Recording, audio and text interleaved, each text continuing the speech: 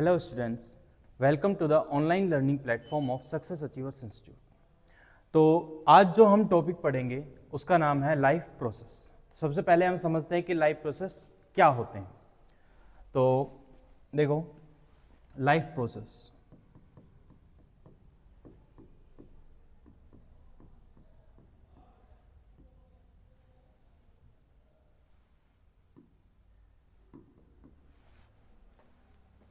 एक living organism अपनी body में जितने भी फंक्शंस करता है अपने आप को अलाइव रखने के लिए, अपनी लाइफ को सस्टेन रखने के लिए, उन सभी फंक्शंस को कंबाइनली हम क्या बोलते हैं? Life process. तो हम ये समझ सकते हैं कि all the functions that are performed by a living organism to sustain living. ठीक है, डेफिनेशन आई होप आप सभी को समझ में आ गई होगी कि जितने भी एक लिविंग ऑर्गेनिज्म फंक्शन परफॉर्म करता है अपने आप को लिविंग रखने के लिए, उन सभी फंक्शंस को हम कंबाइनली क्या बोलते हैं? Life process.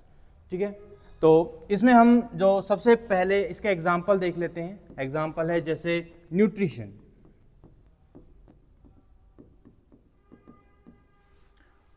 और अगर हम बात करें तो रेस्पिरेशन,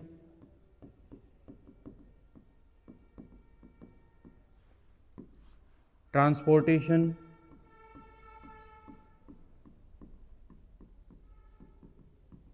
ये सभी कुछ एग्जाम्पल हैं किसके? लाइफ प्रोसेसेस के। ठीक है, तो अब हम वन बाय वन सभी को डिटेल में स्टडी करेंगे, जो हम इस पूरे चैप्टर में करेंगे। हम इस पूरे चैप्टर में मेनली 4 लाइफ प्रोसेस की बात करेंगे: nutrition, respiration, transportation and excretion.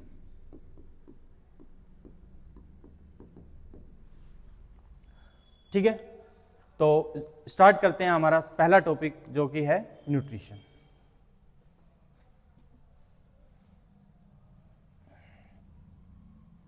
चलिए हम हेडिंग डाल लेते हैं।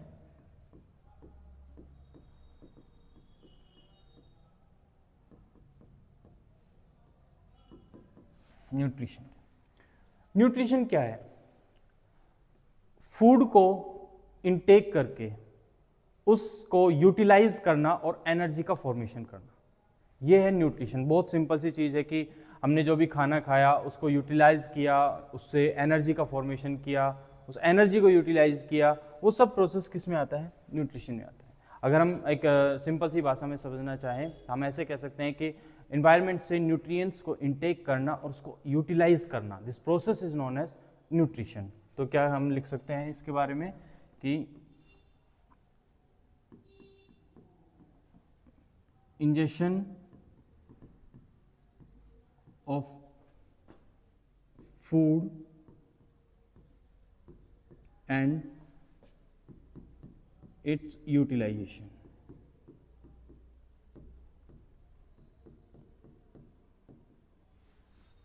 Injection of food and its utilisation, इसी को हम क्या बोलते हैं? नॉर्मली न्यूट्रिशन बोलते हैं। अब न्यूट्रिशन मेनली जो है ये 2 टाइप्स के होते हैं। न्यूट्रिशन कितने टाइप का होता है? 2 टाइप्स का होता है।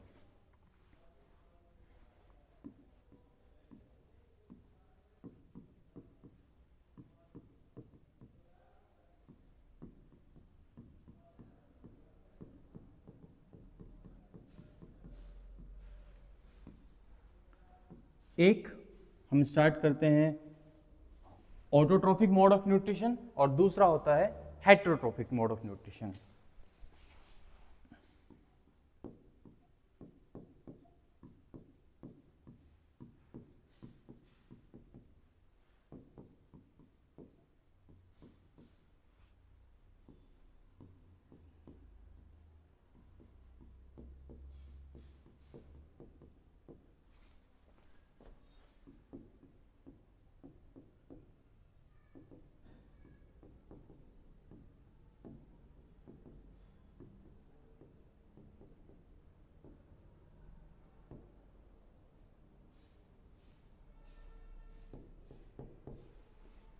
Heterotrophic mode of nutrition. Autotrophic mode of nutrition, इसमें क्या होता है? इसमें वो सभी ऑर्गेनिज्म आते हैं जो अपना खाना खुद बनाते हैं। अगर मैं हिंदी में बात करूँ, ऐसे कहते हैं, जैसे हम प्लांट्स के बारे में देखते हैं कि प्लांट्स क्या करते हैं? अपना खाना खुद बनाते हैं।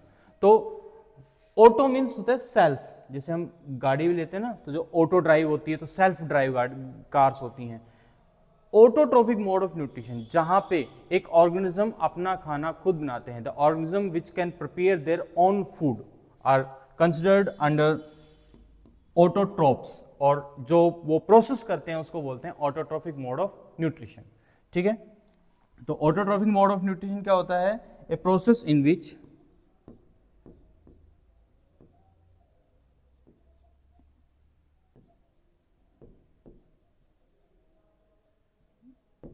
organism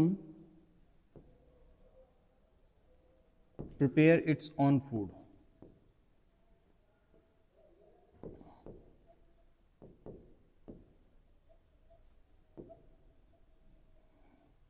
Okay, a process in which organism prepare its own food. तो इसको हम क्या बोलते हैं? Autotrophic mode of nutrition. इसमें नॉर्मली कौन आते हैं? इसमें हम देखते हैं तो इसके एग्जांपल्स की बात करें तो प्लांट्स आते हैं इसके अंदर। हमने पढ़ा है, बचपन से पढ़ते आ रहे हैं, plants prepare their own food by the process of photosynthesis. तो हम प्लांट्स को हम किस कैटेगरी में डालते हैं? ऑटोट्रोफिक मोड ऑफ न्यूट्रिशन में डालते हैं। नेक्स्ट चीज आती है हमारे पास हेटेरोट्रोफिक मोड ऑफ न्यूट्रिशन। इसमें क्या होता है? ये अपने फूड के लिए, अपने न्यूट्रिशन के लिए डायरेक्टली और इनडायरेक्टली डिपेंड करते हैं किनके ऊपर? ऑटोट्रोप्स के ऊपर। तो हम ये लिख सकते हैं, they depend directly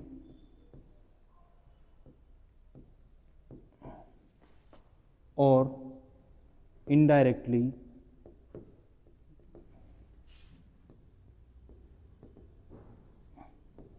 on autotrophs for their food.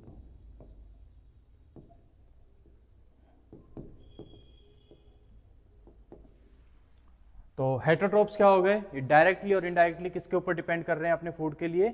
Autotrophs के ऊपर हो गए। तो अभी तक हमने पढ़ा भाई लाइफ प्रोसेस क्या होते हैं, वो सभी प्रोसेस जो एक लिविंग ऑर्गेनिज्म परफॉर्म करता है अपने आप को अलाइव रखने के लिए, ठीक है, टू सस्टेन लाइफ। उसके बाद हमने पढ़ा कि लिविंग और लाइफ प्रोसेस कौन कौन से होते हैं, कुछ एग्जाम्पल पढ़े, जैसे हमने पढ़ा न्यूट्रिशन पढ़ा, हमने रेस्पिरेशन पढ़ा, हमने ट्रांसपोर्टेशन इसका एक एग्जाम्पल देखा, उसके बाद आया था एक्सक्रीशन एक एग्जाम्पल देखा। उसके बाद हम एक एक टॉपिक स्टार्ट किया। सबसे पहले हमने न्यूट्रिशन के बारे में देखा। न्यूट्रिशन क्या है? Injection of food and its utilisation. Food को इंजेस्ट करना और उसको यूटिलाइज करना, इस प्रोसेस को हमने क्या कहा?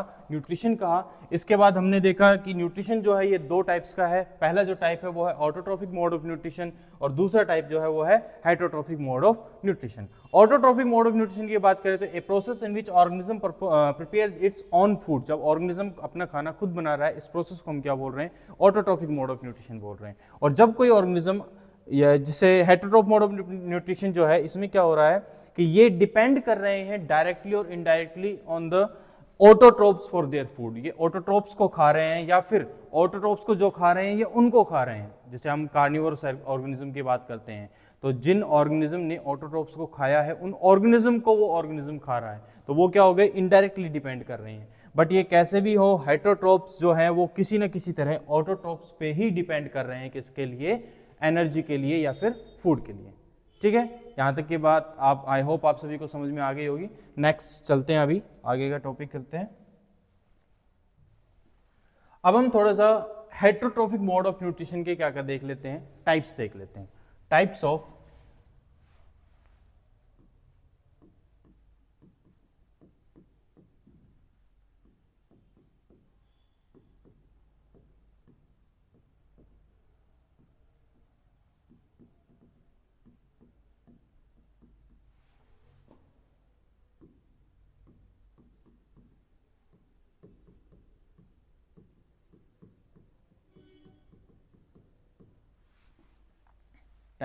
Heterotrophic mode of nutrition.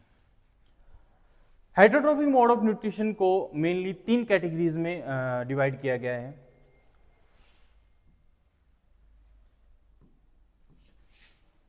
तीन कैटेगरीज कौन कौन सी वो हम देखते हैं। सबसे पहले हम बात करते हैं वो है पैरासिटिक।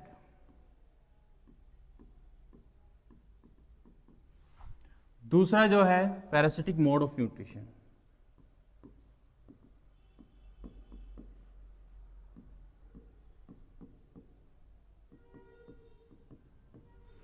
दूसरा जो है वो है saprophytic mode of nutrition.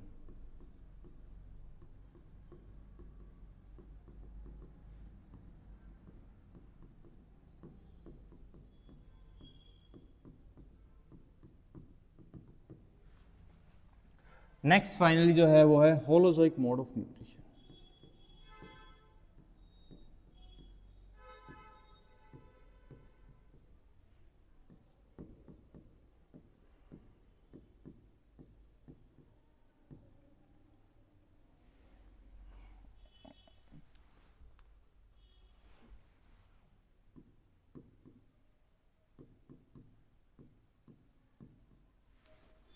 Holozoic mode of nutrition, ये हमारे पास तीन टाइप्स आ गए। Parasitic mode of nutrition, saprophytic mode of nutrition and holozoic mode of nutrition. एक एक को थोड़ा सा पढ़ेंगे हम। सबसे पहले हम बात कर लेते हैं किसकी, पैरासिटिक मोड ऑफ न्यूट्रिशन की। अच्छा, इसके भी आगे हम दो पार्ट्स पढ़ेंगे। एक होते हैं ectoparasite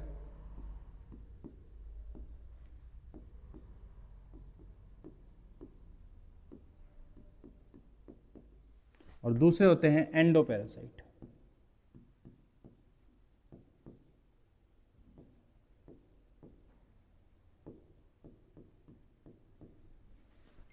ectoparasite and endoparasite.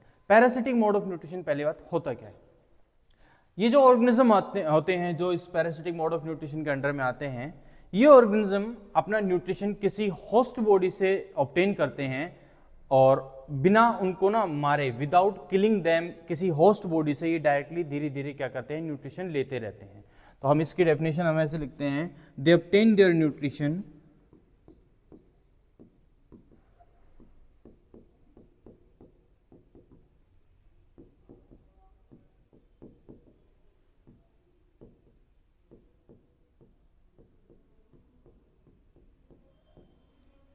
from a host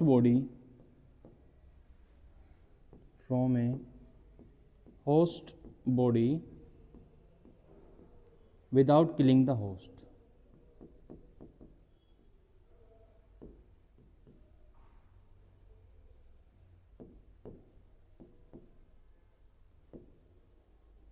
without killing the host. तो ये अपना न्यूट्रिशन किसी होस्ट बॉडी से, होस्ट ऑर्गेनिज्म से ऑब्टेन करेंगे और बिना उनके मारे। जैसे इसमें एग्जांपल आ जाते हैं। अच्छा, इसके अंदर जैसे दो मैंने टाइप्स लिखे हैं, एक्टोपैरासाइट और एंडोपैरासाइट। ये क्या है, एक्टोपैरासाइट के अगर हम बात करते हैं, ये ऐसे हैं कि ये जो होस्ट बॉडी है उसके ऊपर से न्यूट्रिशन लेते हैं। ऊपर से जब न्यूट्रिशन ले रहे हैं तो एक्टोपैरासाइट, और अगर होस्ट बॉडी के अंदर इंटरनल सिस्टम में रह के अगर न्यूट्रिशन गेन कर रहे हैं तो वो क्या हो रहे हैं, एंडोपैरासाइट। जैसे इसका एग्जांपल लिख लेते हैं। एक्टोपैरासाइट का एक एग्जांपल हम बात करते हैं, जैसे लाइस एक एग्जांपल हो जाता है किसका, एक्टोपैरासाइट का।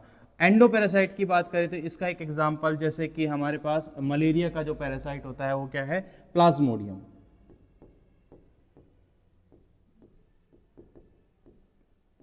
ये हो गया किसका, आपका एंडोपैरासाइट का। ठीक है, नेक्स्ट ये चीजें हो गई आपकी। नेक्स्ट हम बात करेंगे किसकी, सैप्रोफाइटिक मोड ऑफ न्यूट्रिशन की। तो उसके बाद फाइनली हम बात करेंगे, डिस्कस करेंगे किसको, होलोजोइक मोड ऑफ न्यूट्रिशन को। ओके, तो अगला पेज ले लेते हैं जी।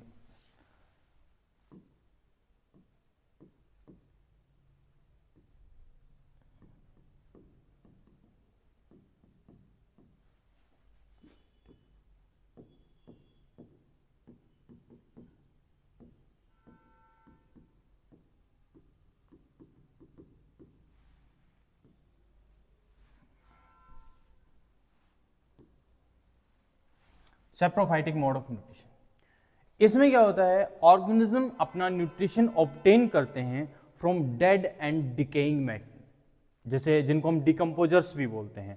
तो जो ऑर्गेनिज्म अपने न्यूट्रिशन क्या होता है, ऑर्गेनिज्म ऑब्टेन देयर न्यूट्रिशन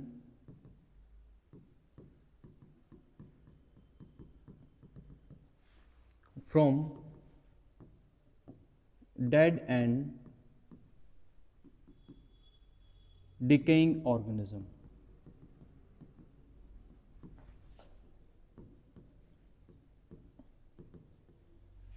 सड़ी गली हुई मरी हुई चीज़ों से जो अपना न्यूट्रिशन ऑब्टेन करते हैं उनको हम क्या बोलते हैं, उस टाइप के मोड ऑफ न्यूट्रिशन को क्या बोलते हैं, saprophytic mode of nutrition.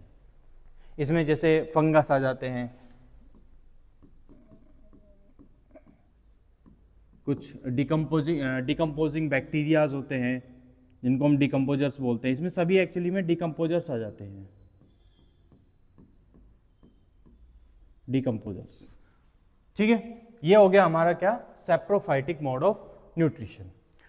Next जो अगला टॉपिक हम पढ़ेंगे वो है holozoic mode of nutrition.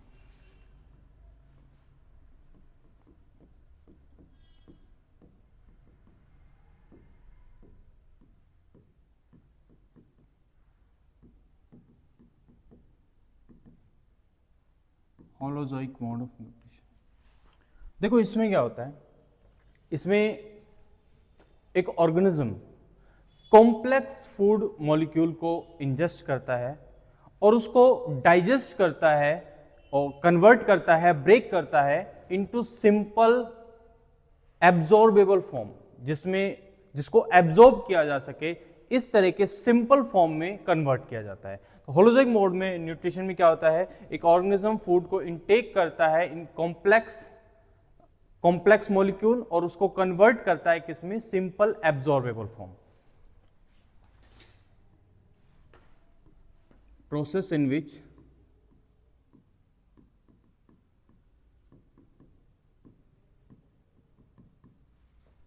organism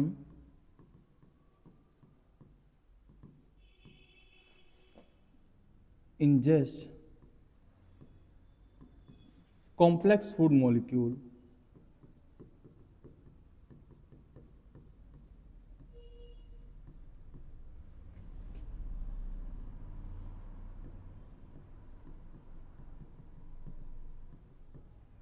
and convert it into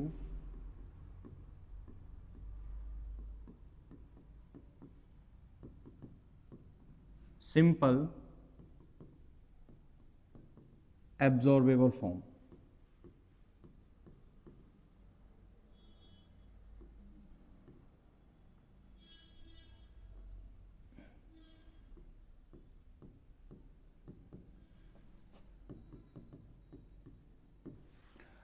ये जो कन्वर्जन है इस, या फिर जो भी पूरा होलोजोइक मोड ऑफ न्यूट्रिशन है, इसको एक्चुअली 5 स्टेप्स में तोड़ा हुआ है। सबसे पहला स्टेप जो है वो है इंजेशन।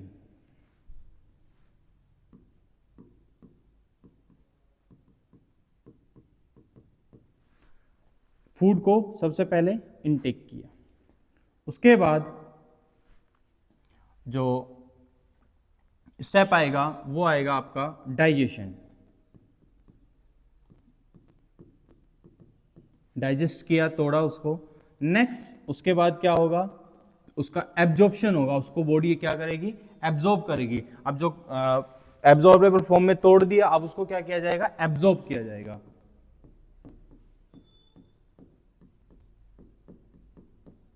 एब्जॉर्प्शन। एब्जॉर्प्शन के बाद ये जो एब्जॉर्ब किया हुआ फूड है ये सेल्स में जाएगा और इससे एनर्जी निकाली जाएगी, यानी कि यूटिलाइजेशन, यानी कि इसको हम बोलते हैं एसिमिलेशन।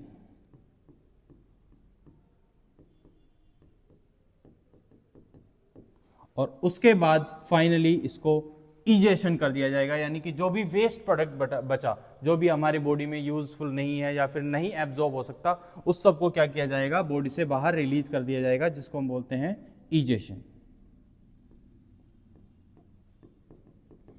इंजेशन। ठीक है, तो इन 5 स्टेप में हमारा होलोजोइक मोड ऑफ न्यूट्रिशन जो है वो कंप्लीट हो जाता है।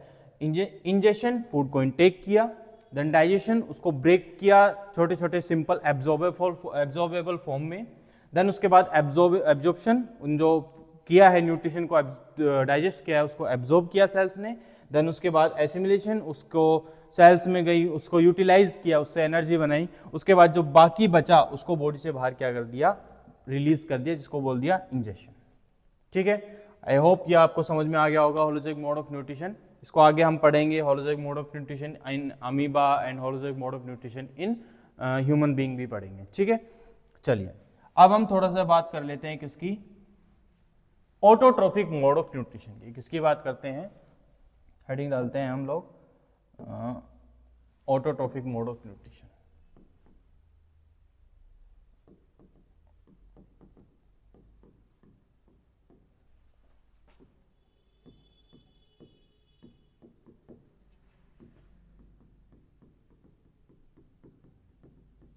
Autotrophic mode of nutrition. देखो हमने बात की थी कि ऑटोट्रोफिक मोड ऑफ न्यूट्रिशन में क्या आते हैं, प्लांट्स आते हैं मेनली, जो कि अपना खाना खुद बनाते हैं, they prepare their own food. अच्छा, जिस प्रोसेस से जो प्लांट्स अपना खाना बनाते हैं उस प्रोसेस को हम क्या बोलते हैं, उस प्रोसेस को हम बोलते हैं फोटोसिंथेसिस। तो हम इसमें मेनली किसके बारे में पढ़ेंगे, फोटोसिंथेसिस के बारे में पढ़ेंगे।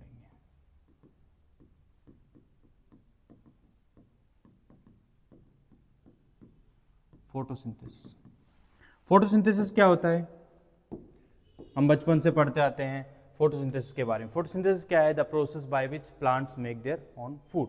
जिस प्रोसेस से प्लांट्स अपना खाना बनाते हैं उसको हम क्या बोलते हैं, फोटोसिंथेसिस। लेकिन हम इसको ऐसे भी लिख सकते हैं, जब हम फोटोसिंथेसिस की इक्वेशन देखते हैं तो हम उसमें ऐसा देखते हैं कि उसमें कार्बन डाइऑक्साइड को रिड्यूस किया जाता है किसमें, कार्बोहाइड्रेट में। तो हम इसकी डेफिनेशन इस तरह भी लिख सकते हैं,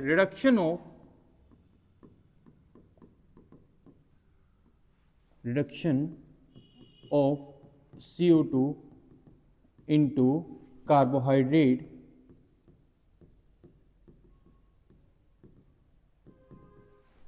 किसकी मदद से, with the help of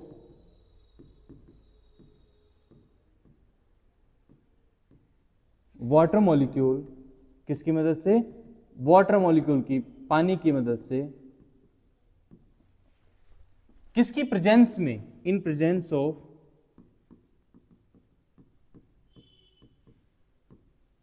sunlight and chlorophyll.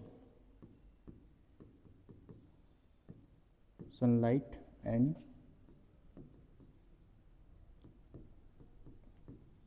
Chlorophyll. ये जो प्रोसेस है, reduction of carbon dioxide into carbohydrate with the help of water molecule in presence of sunlight and chlorophyll, इस प्रोसेस को हम क्या बोलते हैं, फोटोसिंथेसिस। ठीक है, तो इक्वेशन ऑफ फोटोसिंथेसिस हम लिख लेते हैं एक बार।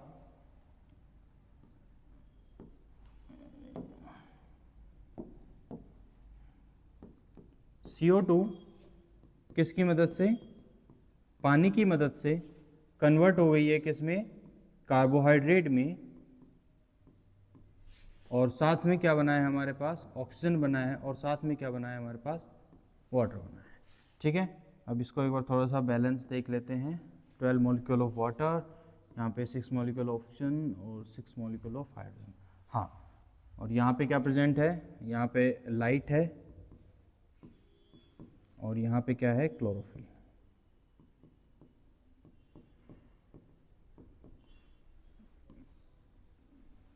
ये हमारे पास आ गई क्या, equation of photosynthesis.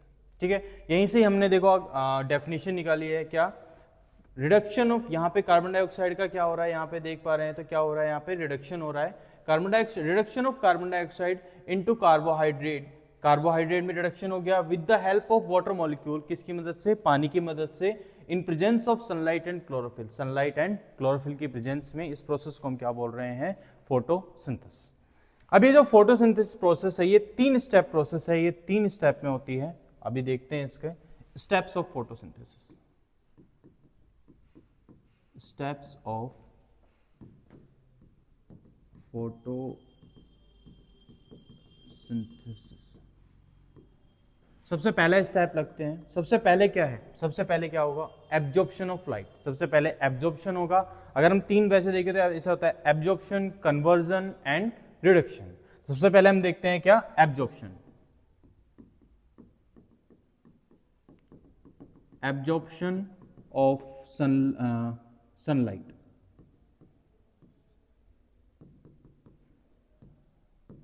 Absorption of sunlight, okay. दूसरा स्टेप वो क्या होगा, conversion of light energy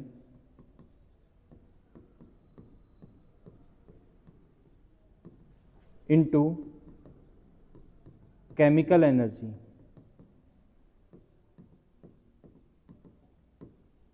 light energy का कन्वर्जन किसमें? केमिकल एनर्जी में। एंड साथ में क्या होगा? ब्रेकडाउन ऑफ ब्रेकडाउन किया जाएगा किसको? वाटर मॉलिक्यूल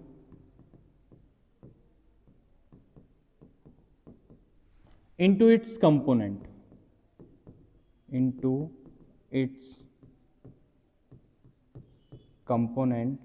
और ये कंपोनेंट क्या होंगे? H2NO2। वाटर इन्हीं से मिलकर बना है तो इसके कंपोनेंट क्या हो गया? H2NO2। इन्हीं में ये क्या हो जाएगा? टूट जाएगा। और जो थर्ड स्टेप है वो आता है हमारे पास क्या? Reduction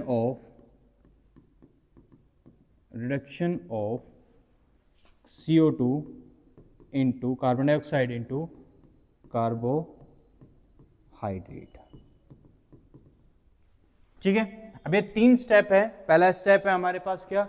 absorption of sunlight. दूसरा स्टेप आता है हमारे पास क्या? Conversion of light energy into chemical energy and breakdown of water molecule into its component, जो कि क्या है? H2NO2। और थर्ड स्टेप आता है हमारे पास क्या? Reduction of carbon dioxide into carbohydrate. अब देखो, ये तो स्टेप है, इसी हिसाब से होते हैं। अच्छा, इनका ना ऑर्डर कभी भी चेंज नहीं होता। ऐसा नहीं हो सकता कि पहले ये स्टेप हो जाए बाद में ये स्टेप हो रहा है, या फिर पहले ये स्टेप हो रहा है बाद में ये स्टेप हो रहा है। नहीं, ये नहीं हो सकता। लेकिन एनसीईआरटी आपकी ये लाइन बोलती है कि ये स्टेप जरूरी नहीं है कि एक जैसे ही खत्म हुआ तुरंत उसी समय, जैसे क्लास के आपके टाइमिंग होती है कि भैया 5 से 6 बजे तक आपकी एक क्लास चली, नेक्स्ट क्लास आपकी 6 बजे शुरू हो जाती है। तो ये चीज यहाँ पे जरूरी नहीं होती कि आपका जैसे ही first absorption of light start हुआ तुरंत सेकंड स्टेप चालू हो जाएगा, और जैसे ही ये खत्म हुआ वैसे ही तुरंत थर्ड स्टेप चालू नहीं हो जाएगा। नहीं, ऐसा जरूरी नहीं है। इनके बीच में टाइमिंग का गैप हो सकता है ये प्रोसेस के बीच में 1 घंटे का गैप हो जाए, हो सकता है यहाँ पे ये दोनों जो स्टेप्स हैं एक साथ हो जाए। ये दोनों, जैसे यहाँ पे लाइट की रिक्वायरमेंट पड़ रही है इन दोनों में, तो ये दोनों स्टेप तो दिन में हो जाए और ये वाला स्टेप जो है ये रात में जाके हो। तो ये इनके बीच में ना ड्यूरेशन का गैप हो सकता है, लेकिन ये जरूरी नहीं है कि एक के बाद एक तुरंत हो। ठीक है, और ये भी ये चीज जरूरी है कि ऑर्डर यही रहेगा। ऑर्डर जो रहेगा वो यही रहेगा। ऑर्डर में किसी भी तरह का कोई बदलाव नहीं आएगा। समझ में आ गया? चलो, अब हम एक नेक्स्ट इसी से रिलेटेड एक छोटा सा टॉपिक है जिसके बारे में समझेंगे, जो कि क्या है? स्टोमेटा। क्योंकि देखो यहां पे क्या हो रहा है, अब ये CO2 है, इस प्लांट को CO2 एब्जॉर्ब करनी पड़ेगी।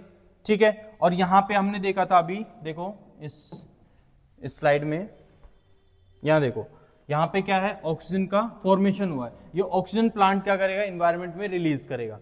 तो ये रिलीज और जो एब्जॉर्प्शन ऑफ कार्बन डाइऑक्साइड है, ये एक्सचेंज ऑफ गैसेज जो है, ये किस प्रकार होता है और कहां पे होता है, इसके बारे में हम थोड़ी सी स्टडी करेंगे। चलो, तो हम समझते हैं किसके बारे में? स्टोमेटा के बारे में थोड़ा देखते हैं। स्टोमेटा, चलो, स्टोमेटा क्या होते हैं? ये होते हैं tiny pores present on the leaf. Leaf के ऊपर जो छोटे छोटे माइक्रोस्कोपिक पोर्स होते हैं उनको हम क्या बोलते हैं? स्टोमेटा बोलते हैं। ये नॉर्मली लीफ में क्या होता है? ये नॉर्मली एपिडर्मिस, जो लोअर एपिडर्मिस होती है लीफ की, जो नीचे वाली सरफेस होती है, उसके ऊपर ये मेनली प्रेजेंट होते हैं। क्योंकि क्या होता है, जो अपर पे अगर ये प्रेजेंट होंगे ना, तो वहां पे इसमें वाटर लॉस का जो खतरा रहता है वो ज्यादा रहता है। इसलिए नॉर्मली क्या होता है? लोअर एपिडर्मिस पे होते हैं। एक्सेप्शन हर जगह होते हैं, लेकिन अगर हम एक एवरेजली बात करें तो एवरेजली ये कहां पे होते हैं? लोअर एपिडर्मिस पे प्रेजेंट होते हैं। हम लिख लेते हैं इसको, tiny pores present on the leaves। Leaves के ऊपर जो टाइनी पोर्स प्रेजेंट होते हैं उन्हीं को क्या बोलते हैं? हम स्टोमेटा बोलते हैं। इनके मेन फंक्शन की अगर हम बात करें, अगर हम इसके फंक्शन की बात करें तो इसके फंक्शन क्या क्या होते हैं? फंक्शंस देख लेते हैं हम थोड़ा सा। इसके एक फंक्शन होता है इसका exchange of gas. Exchange of gas, gas के एक्सचेंज में, जो कार्बन डाइऑक्साइड और ऑक्सीजन का जो एक्सचेंज होता है उसमें हेल्प करते हैं। और दूसरी चीज़ होती है वो होती है इसकी ट्रांसपिरेशन, ट्रांसपिरेशन में भी हेल्प करते हैं। अच्छा, अब ट्रांसपिरेशन क्या होता है? ट्रांसपिरेशन एक छोटा सा है कि removal of water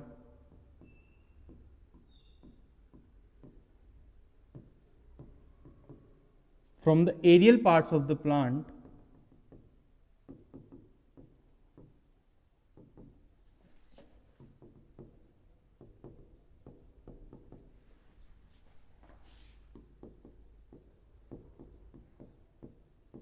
in the form of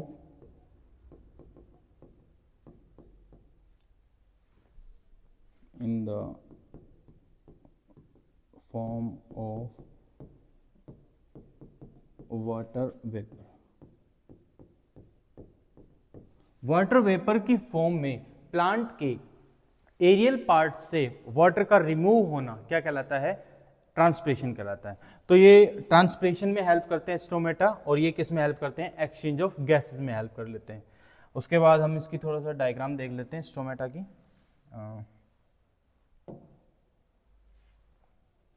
colour ले लेते हैं हम लोग, रेड कलर से सेल्स बना देते हैं। अरे ये क्या हो गया? Clear all stock. हाँ,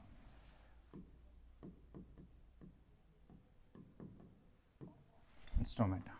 चलिए, स्टोमेटा जो नॉर्मली है ना, दो कंडीशन में पाए जाते हैं। एक होते हैं ओपन स्टोमेटा और एक होते हैं क्लोज स्टोमेटा। दोनों कंडीशन हमें भी बनाएंगे।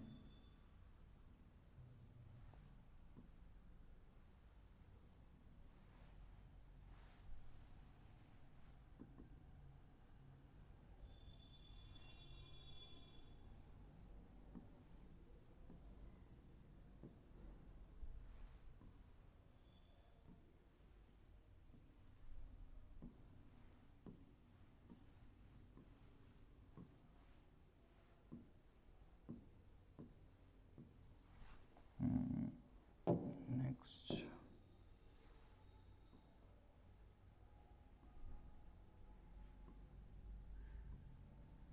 ये क्या होते हैं? ये होते हैं क्लोरोप्लास्ट। ये जो किडनी शेप, बीन शेप जो सेल्स दिख रही हैं, इनको बोलते हैं हम, क्या बोलते हैं? Guard cells. और जो ये ग्रीन ग्रीन मैंने बनाए, ये क्या होते हैं? क्लोरोप्लास्ट। और ये जो है, ये है ओपनिंग ऑफ स्टोमेटा, जिसको बोलते हैं स्टोमेटल पोर। ठीक है, एक तो ये कंडीशन है, और दूसरी कंडीशन हम देखते हैं एक कुछ इस तरह की कंडीशन।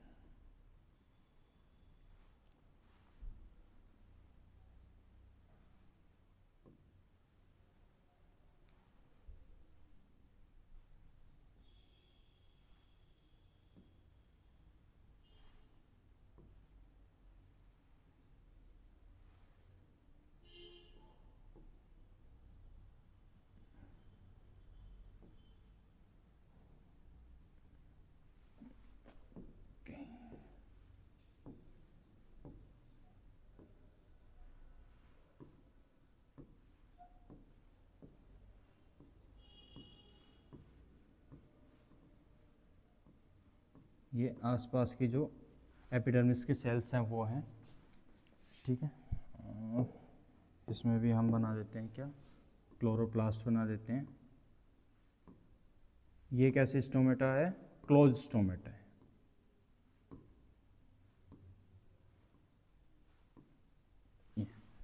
दो कंडीशंस हो गई हमारे पास स्टोमेटा की।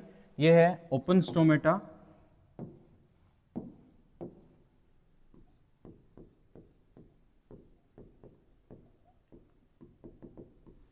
और ये है हमारे क्लोज स्टोमेटा।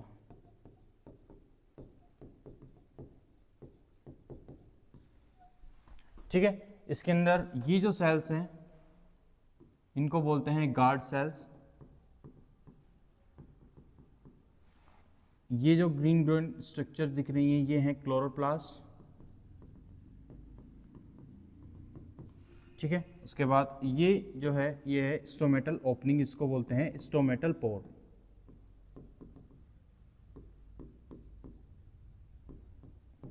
ठीक है, तो ये हमने थोड़ी जानकारी ली किसके बारे में, स्टोमेटा के बारे में। ठीक है, यहाँ पे आपका जो ऑटोट्रोफिक मोड ऑफ न्यूट्रिशन है वो क्या होता है, कंप्लीट होता है।